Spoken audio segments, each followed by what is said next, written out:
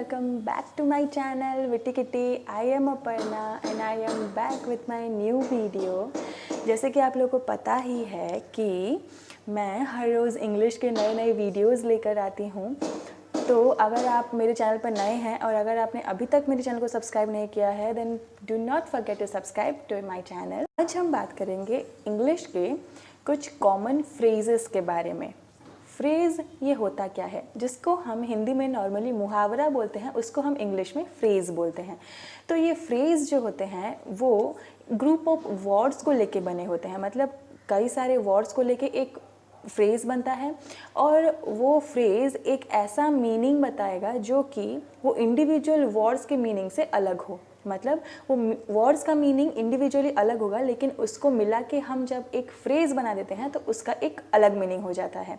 तो without any further delay let's get into my video.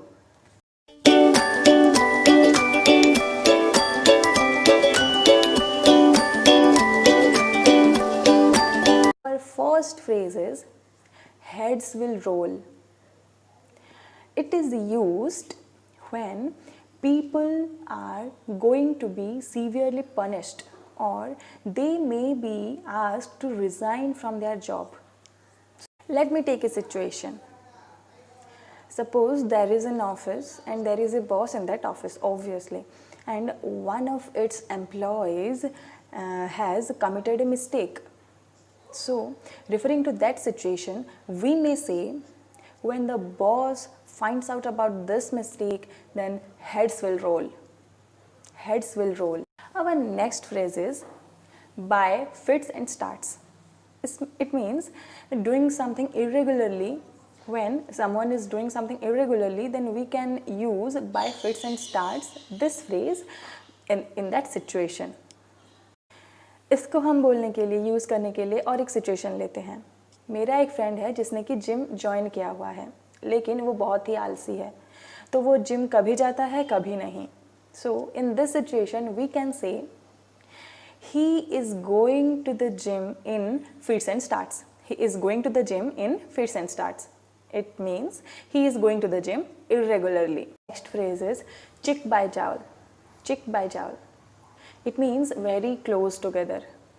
जब दो चीज़ या दो से ज़्यादा चीज़ बहुत चिपक के रहते हैं, लग के हमेशा रहते हैं, तो वहाँ पे हम उस सिचुएशन में हम यूज़ करते हैं चिक बाय जावल।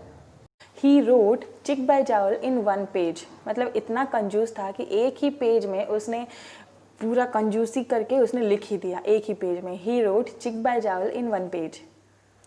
They lived chick by jowl in one room flat. मतलब वो लोग बहुत ही कंजस्टेड होके एक ही रूम में रहे। Our next phrase is to move heaven and earth. To move heaven and earth. इसका मतलब होता है बहुत ही ज़्यादा मेहनत करना कोई एक चीज़ करने के लिए। To work very hard to do something. I have started a new YouTube channel, so I have to move heaven and earth to get the views. क्योंकि मैंने अभी अभी YouTube चैनल शुरू किया है, तो मुझे बहुत ही ज़्यादा मेहनत करना पड़ेगा व्यूज़ पाने के लिए। When he joined the office, he had to move heaven and earth. Our next is lay down one's arm. इसका मतलब होता है to surrender, surrender करना। Lay down one's arm. The soldiers refused to lay down their arms in front of the enemies. Soldiers ने मना कर दिया surrender करने से। The soldiers refused to lay down their arms before the enemy. That's it guys, that's the end of my video. I hope you have learned something new, and if you have learned at least one thing new, then do not forget to hit that like button and subscribe to my channel, and have a nice day. Bye bye. Thank you for watching.